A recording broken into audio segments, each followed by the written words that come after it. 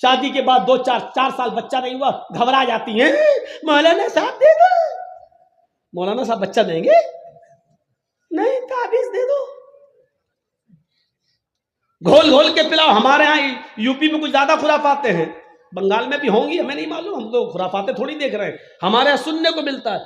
ایک مولوی نے مسجد کے حجرے میں کہا کپڑے اتارو اوپر کے، کیا ہوگا کہ ہم یہاں وہ لکھا جائے گا، جعفران گھول کے یہاں سے لے کے پورے جسم پر لکھ رہا ہے، پتہ نہیں کیا لکھ رہا، اور بے شرم عورت کھول دیتی ہے، لو لکھو، پیٹھ پہ لکھوا رہی ہیں۔ جعفران سے قرآن کی آیتیں لکھ کر پرچی بنا کر کہا جاتا ہے کہ لو اس کو تم قبر کے نیچے شرمگاہ کی طرف باندھ لینا، بچہ آسانی سے پیدا ہو جائے گا۔ یہ سب صورتیں ہو رہی ہیں، مولوی نہ تعویذ دے سکتا ہے نہ پانی۔ میرے بھائیوں، اگر شریعت کی روشنی سے دیکھا جائے، شرعی نقطہ نظر سے دیکھا جائے، تو اللہ کی قسم پانی پڑھ کر دم کرنا، تیل وغیرہ پہ پڑھ کر دم کرنا، ان کا بھی ثبوت ملتا نہیں ہے۔ بہت معذرت کے ساتھ میں یہ بات کہہ رہا ہوں آپ کو، صحیح حدیث کی روشنی میں اگر آپ تلاش کرنا چاہیں، اختلاف ہے، بہت سے علماء نے کہا نہیں پانی پڑھ کے دیا جا سکتا ہے، لیکن صحیح بات یہ ہے کہ پانی پڑھ کر دم کرنا بھی جائز نہیں ہے، کوئی صریح اور صحیح حدیث موجود نہیں ہے۔ اس کے برخلاف وہ حدیث ملتی ہے کہ اللہ کے نبی نے فرمایا کہ کھانے اور پینے کی چیزوں پر پھونک مت مارو۔ آپ نے دیکھا ہے جب آپ کھانا کھانے بیٹھتے ہیں تو کیا پڑھتے ہیں؟ بسم اللہ، اور کھانا شروع کر دیتے ہیں۔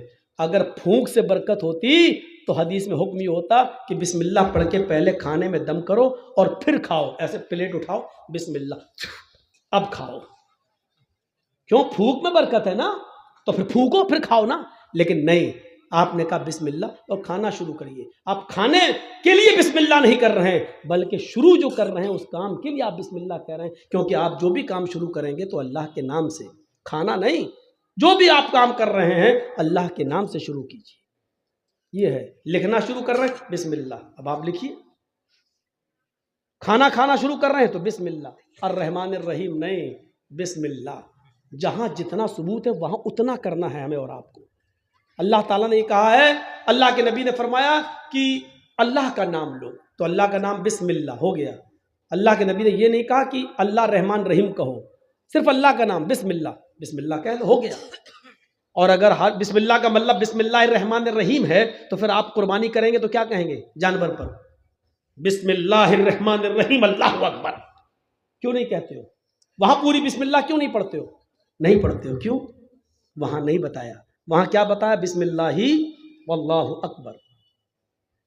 دنیا جانتی کہ وہاں رحمان الرحیم پڑھنا عقل کے خلاف ہے، کیونکہ وہاں جانور کو ذبح کیا جا رہا ہے، اور وہاں کوئی کہے گا بسم اللہ الرحمن الرحیم تو آدمی کہے گا یہ کہاں رحم ہے، ایک طرف جانور کاٹ رہے ہیں دوسری طرف رحمان الرحیم، بڑا رحم کرنے والا انتہائی رحمان ہے۔ تو میرے بھائیوں، اس لیے جتنا حدیثوں سے ثابت ہے اتنا کرو، ایمان کا تقاضا یہی ہے میرے بھائیوں۔ کیا کہا؟ فقضی، حضرت خولا کو دیکھو، وہ خولا بنت ثعلبہ، ان کے پتی نے ان سے ایک بار غصے میں کہہ دیا انت علیہ کزار امی، تو مجھ پر میری ماں کی طرح حرام، کیا آج کے بعد ہاتھ نہیں لگائیں گے تجھے۔ کیا سمجھتی ہے تو اپنے آپ کو؟ ہم لوگوں میں بھی ایسا ہو جاتا نا کبھی کبھی، بیوی بہت نخلے دکھائے، اماں بن رہی میری، کبھی غصہ ہو گئی، بھگ، جیسے میری ماں مجھ پر حرام تو بھی ہم حرام، بھگ، نہیں چھوئیں گے تجھے آج کے بعد۔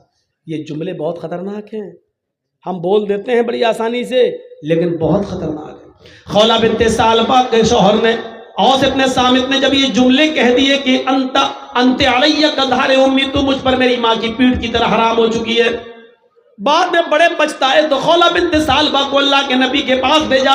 ایمان دیکھیے، خولا بنت ثعلبہ اللہ کے نبی کے پاس جاتی اور کہتی اللہ کے رسول میرے لیے راستہ نکالو۔ اللہ کے نبی نے کہا نہیں جاؤ، اب تم ان کے اوپر حرام ہو چکی ہو۔ ہیں؟ حرام کیسے؟ کہا جاؤ، اب تم ان سے نہیں مل سکتی ہو، جیسے ماں کی خدمت کی جاتی ہے اب وہ تمہاری ویسے خدمت کریں گے۔ وہ بحث کرنے لگی، ضد کرنے لگی۔ اللہ کے نبی نے کہا اٹھو، تمہارے لیے میرے پاس کوئی راستہ نہیں ہے، اس کو گھر سے واپس کر دیا۔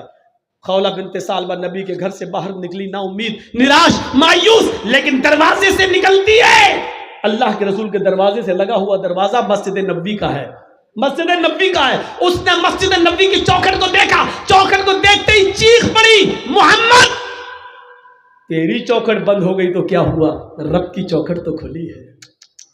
غور کرو ایمان کی طاقت کیا ہے. ایمان کسے کہتے ہیں؟ وہ نا امید نہیں ہوئی, آئے محمد صلی اللہ علیہ وسلم تیرے گھر کی چوکھٹ بند ہو گئی تو کیا ہوا, رب کی چوکھٹ تو کھلی ہے. حدیث کے الفاظ میں وہ عورت مسجد میں داخل ہوتی ہے, ماں بہنوں سنو, اور چوڑیاں خریدنے والی ہو سنو, اور مارکیٹوں میں لپسٹک اور کریم اور پونڈز خریدنے والی ہو سنو, یہ تمہاری جیسی ایک عورت ہے خولہ بنت ثعلبہ, نبی کی چوکھٹ سے نکلتی ہے تو مسجد میں گھس جاتی ہے, وضو بناتی ہے, 2 رکعت نماز پڑھتی ہے, پھر اکیلے اپنے رب کے سامنے دونوں ہاتھ اٹھا کر یہ دعا کرتی ہے, الہ العالمین تیرے نبی کی چوکھٹ بند ہو گئی تو کیا, تیری تو کھلی ہے. اللہ میرے اور میرے شوہر کے درمیان کوئی راستہ نکال, اللہ میرے اور میرے پتی کے لیے کوئی راستہ بنا دے. اللہ نے کہا جبریل کیا دیکھ رہے ہو, اگر میں نے اپنی بندی کے لیے راستہ نہ نکالا تو کون نکالے گا. جاؤ اور میرے حبیب سے, میرے نبی کے پاس قرآن کی آیتیں لے کر اور بتا دو کہ اللہ نے اس عورت کے لیے اور دنیا کے اندر قیامت تک کی تمام عورتوں کے لیے راستہ نکال دیا ہے. جبرائیل قرآن کی آیتیں لے کے آئے. اللہ کی قسم خولہ بنت ثعلبہ بھی مسجد کے اندر دعا مانگ رہی ہے, ابھی اس کے آنسو گر رہے ہیں, ابھی اس کے ہاتھ نیچے نہیں ہوئے, ابھی اس نے دعا مانگنے کے بعد ابھی ختم نہیں کی, وہ دعاؤں میں روانی جاری ہے, وہ دعا پہ دعا مانگی جا رہی ہے. اور یہاں جبریل یہ آیتیں لے کے نازل ہوتے ہیں, قد سمع اللہ قول التی تجادلک فی زوجہا وتشتکی الی اللہ. اللہ نے اس عورت کی بات کو سن لیا, اللہ نے اس لیڈی کی بات کو سن لیا, اللہ نے اس عورت کی گفتگو کو سن لیا جو آپ سے بحث کر رہی تھی. تجادلک فی زوجہا, جو آپ سے بحث کر رہی تھی, جو آپ سے ڈیبیٹ کر رہی تھی, جو آپ سے لڑ رہی تھی اپنے ہسبینڈ کے بارے میں, وہ تشتکی اللہ, اور جب آپ نے اس کو بھگا دیا, ہٹا دیا, گھر سے باہر کر دیا تو وہ اللہ سے بھی فریاد کر رہی, وہ تشتکی اللہ, وہ اللہ کو بھی پکار رہی, یعنی دعا کر رہی ہے. اللہ نے اس عورت کی بات کو سن لیا ہے.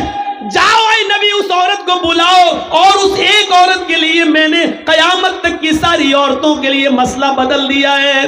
کہو جو لوگ اپنی بیویوں کو اپنی ماں کی طرح کہہ لیتے ہیں, حرام کر لیتے ہیں, وہ اپنی بیوی بنا سکتے ہیں دوبارہ, لیکن دوبارہ بیوی بنانے سے پہلے ایک غلام آزاد کرنا پڑے گا. ایک غلام آزاد کرنے کی طاقت نہ ہو تو 60 روزے مسلسل پے در پہ رکھنا پڑیں گے, کنٹینیو ریگولر. اور 60 روزے بھی رکھنے کی طاقت نہ ہو تو 60 مسکینوں کو کھانا کھلانا پڑے گا, 60 فقیروں کو یہ 3 میں سے کوئی ایک کام کرنا ہوگا ترتیب سے. اگر غلام آزاد کرنے کی طاقت ہو تو پہلے غلام, یہ نہ ہو تو 60 روزے رکھنے کی طاقت نہ ہو تو 60 مسکینوں کو, فقیروں کو کھانا کھلائیں, اور پھر وہ تمہاری بیوی. یہ سزا کے طور پر, لیکن راستہ تو نکالا. پہلے تو راستہ ہی نہیں تھا, لیکن بعد میں راستہ تو نکال دیا, کم سے کم سزا متعین کر کے. اور سزا اس لیے متعین کیا تاکہ ہر وقت ہر آدمی اپنی بیوی کو اپنی اماں کی طرح حرام نہ کرتا رہے اپنے اوپر, اس لیے یہ سزا متعین کر دی. تو میرے بھائیوں, خولہ بنت ثعلبہ کا ایمان دیکھو, نبی کی چوکھٹ سے باہر تو کہتی ہے نبی تیری چوکھٹ بند ہوئی تو کیا, رب کی چوکھٹ تو کھلی ہے. یہ ایمان کی طاقت ہوتی ہے. وہ خنسا جو اسلام لانے سے بہت بڑی شاعرہ تھی, پہلے تو خنسا کا ایک مختصر سا انٹروڈکشن کرا دوں. بہت بڑی شاعرہ تھی اور بہت بڑی بزنس مین تھی. مکے میں جب آتی تھی اور اکاس کا میلہ جہاں لگتا تھا مکے میں, وہاں اس کا خیمہ لگتا تھا, خیمہ, اور اس خیمے کے باہر لکھا جاتا تھا ارسل عرب, عرب کی سب سے بڑی شاعرہ, عرب کی سب سے بڑی مرثیہ پڑھنے والی خاتون, اتنی قابل عورت. لیکن اسلام لانے سے پہلے اس کی حالت دوسری تھی. جب وہ اسلام نہیں لائی تھی, اس کا ایک بھائی معاویہ, کافروں نے اس کو مار دیا, ختم کر دیا. قتل کر دیا. خنسا اپنے بھائی معاویہ کی یاد میں بوڑھی ہو گئی، بار بار اس کو یاد کرتی رہی. خنسا کا دوسرا بھائی تھا صخر. خنسا کا دوسرا بھائی تھا صخر. صخر نے اپنے بھائی معاویہ کا بدلہ لینا چاہا. دشمنوں کو پتہ چل گیا، دشمنوں نے خنسا کے دوسرے بھائی صخر کو بھی قتل کر دیا. جب صخر بھی قتل کر دیا گیا تو خنسا اپنے دونوں بھائیوں کی جدائی میں پریشان ہو گئی. اس نے شعر پڑھنا چھوڑ دیا، لیکن اپنے بھائی کی جدائی میں جو وہ شعر پڑھا کرتی تھی، اس شعر سے آپ کو اندازہ ہوگا کہ صخر کے مرنے کے بعد خنسا کو کتنی تکلیف ہوئی. وہ جب بھی سورج نکلتا تھا اور سورج غروب ہوتا تھا تو خنسا کہتی تھی یذکرنی طلوع الشمس صخرا اذکرہ لکل غروب شمس. عربی کا یہ شعر پڑھا کرتی تھی خنسا. اے سورج تو کیوں نکلتا ہے، اے سورج تو کیوں طلوع ہوتا ہے، اے سورج مت نکلا کر، اے سورج تو کیوں چمکتا ہے، تو مت چمکا کر. یذکرنی طلوع الشمس صخرا، اے سورج جب بھی تو نکلتا ہے تو مجھے میرے بھائی صخر کی یاد دلا دیتا ہے، مجھے صخر کی یاد آ جاتی ہے. اور جب سورج ڈوب جاتا ہے، رات آ جاتی ہے، تو خنسا کہتی ہے اذکرہ لکل غروب شمس. اے رات تو کیوں آتی ہے، اے سورج تو کیوں غروب ہوتا ہے، اے سورج تو کیوں چھپ جاتا ہے، اے اندھیرا تو کیوں آتا ہے، اے رات تو کیوں آتی ہے. جب بھی تو آتی ہے اور میں بستر پر جب سونے جاتی ہوں تو مجھے صخر کی یاد آتی ہے. سمجھ رہے ہیں مطلب؟ یعنی کوئی دن ایسا نہیں جاتا کہ سورج نکلا ہو اور میں نے اپنے بھائی صخر کو یاد نہ کیا ہو، اور کوئی رات ایسی نہیں کہ جب میں بستر پہ سونے جاتی ہوں تو مجھے میرے بھائی صخر کی یاد نہ آتی ہو. یہ خنسا کا وہ حال ہے جب وہ اسلام نہیں لائی تھی، ابھی کافر تھی. اپنے بھائی کی جدائی میں اتنا روتی تھی کہ صبح بھی روتی تھی اور شام کو بھی روتی تھی. سورج نکلتا تھا تب بھی یاد کرتی تھی، اور رات کو جب بستر پہ سونے جاتی تھی تب بھی یاد کرتی تھی. لیکن یہی خنسا سن 8 ہجری میں اسلام لاتی ہے اور سن 16 ہجری میں جنگ قادسیہ ہوتی ہے. حضرت عمر فاروق کی زندگی میں جنگ قادسیہ ہوتی ہے. تو یہی خنسا جو کبھی اپنے بیٹوں، جو کبھی اپنے بھائیوں کو بھول نہیں سکی تھی حالت کفر میں 8 ہجری سے پہلے، لیکن جب 8 ہجری کے بعد اسلام لائی تو ایمان لانے کے بعد اس کے اندر کیا طاقت آئی شاید آپ کو نہیں معلوم. سنو اس کے اندر کیا طاقت آئی. وہ خنسا جو اسلام سے پہلے اتنی کمزور تھی کہ سورج نکلتا تھا تو کہتی ہے کیوں نکلتا ہے، مجھے صخر کی یاد دلا دیتا ہے. رات آتی ہے تو کہتی ہے کیوں آتی ہے رات، مجھے صخر کی یاد آ جاتی ہے. یعنی مجھے نہ دن میں چین نہ رات میں سکون، مجھے میرے بھائی کی یاد. لیکن جب ایمان لاتی ہے 8 ہجری میں اور 16 ہجری میں جب جنگ قادسیہ ہوتی ہے تو اپنے 4 بیٹوں سے کہتی ہے بیٹو، ہائے ہائے ہائے، ڈی جے بجانے والوں سنو، کیرم بورڈ کھیلنے والوں سنو، اور 250-300 آدمیوں کی بارات لے کر، چوروں ڈکیتوں کو لے کر لڑکی والوں کے گھر چھاپے مارنے والوں سنو، ہوگے تم چودھری اپنے گھر میں رہو، ہوگے تم مکھیا اپنے گھر کے، ہوگے تم سردار اپنے گاؤں کے، یہ نوٹنکی اپنے گھر میں رکھنا. ہوں گے تم ایم ایل اے، ہوں گے تم ایم پی، ہماری نظر میں یہ سب نوٹنکیاں اپنے گھروں میں رکھنا. ہم یہاں تمہاری نوٹنکی سننے نہیں آئے، یہاں ہم اسلام سنانے آئے ہیں. اور اس میں مولوی جرجیس بھی لپیٹے میں آ سکتا ہے، مولوی بھی لپیٹے میں آتے ہیں. اسلام وہ مذہب ہے جو کسی کو نہیں چھوڑتا. تبت یدا ابی لہب، ارے نبی کے چچا کو نہیں چھوڑا تو ہم اور آپ کیا ہیں. جو غلط ہے وہ غلط ہے، جو بھی ہو. ابھی کوئی لڑکا کسی لڑکی کو لے کے بھاگ جائے، پنچایت بیٹھ جائے گی. सरदार जी आएंगे पंचायत करने के लिए और दोनों तरफ की बातें सुन के क्या कहेंगे, साहब 8 दिन के बाद लड़की को लेके आया तुम्हारा लड़का, चल 2 लाख रुपए लड़के वाला लड़की को देगा। होता कि नहीं होता फैसला? ऐसा फैसला करने वाले सरदारों, कयामत के दिन अपनी गर्दन अल्लाह के अजाब में डाल चुके हो तुम।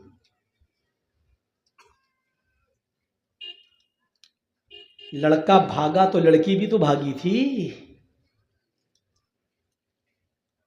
फैसला करते हो लड़का देगा पैसा, लड़के का बाप देगा पैसा लड़की के बाप को। शर्म नहीं आती फैसला करने में तुम्हें?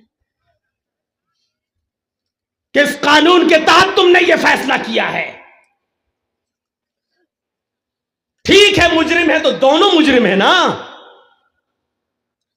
अगर लड़का भगा कर ले गया है तुम्हारी बेटी को तो तुम्हारी बेटी ने भी तो भाग कर कसूर किया है। जबरदस्ती घर से खींच के तो नहीं ले गया था वो। तूने भी तो मोबाइल दिया था अपनी बेटी को, व्हाट्सएप पे बात हुई होगी, कलिया चक चौरंगी में मिलेंगे, चलो आ जाना।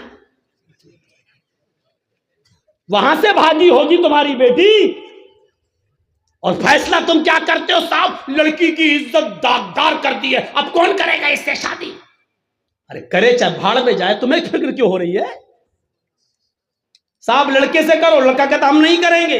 क्यों? का ये तो और 10 के साथ चक्कर चलता है इसका, तो नहीं करना है तो तुम लेके गए थे, इसकी इज्जत दांव पे लगी, करो नहीं तो 4 लाख रुपया दो, 5 लाख रुपया दो, 2 लाख रुपया दो।